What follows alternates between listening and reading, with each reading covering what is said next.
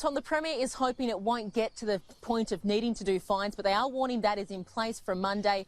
Anyone who has been working from home must continue to do so. Health officials here say they're well aware that housebound fatigue has set in and many are very eager to get back to offices, but they say that the risk of a second wave of infections is simply too great. The Premier also saying that physical distancing rules means that public transport can only operate at 15% capacity, which it's already at.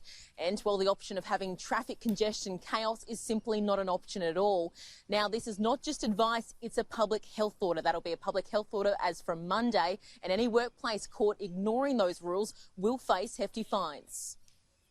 There'll be checks, there'll be spot checks and things like that. But if we had a business that was essentially ignoring or seeking to ignore the clear advice and the orders made under Victorian law by the Chief Health Officer, I expect it wouldn't be a matter of a spot check. I think a staff member would probably, or somebody would probably ring up and indicate that this was not, they were not comfortable with this.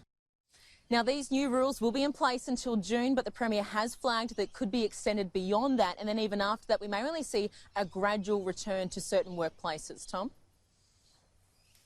Meanwhile, a school has been closed after a student tested positive for the virus. What do we know about this so far?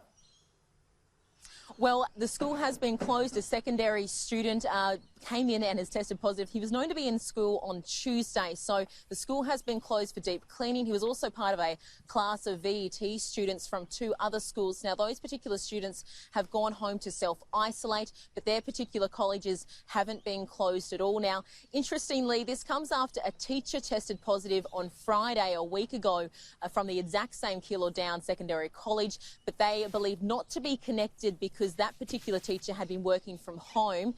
Here's the Chief Health Officer. Yes, that teacher was tested through a blitz, might indicate some community level of transmission. This student has acquired it from a broader family group, but how that family group acquired it, again, is under investigation, but might indicate that there are some low levels of transmission in or around Keilor Downs.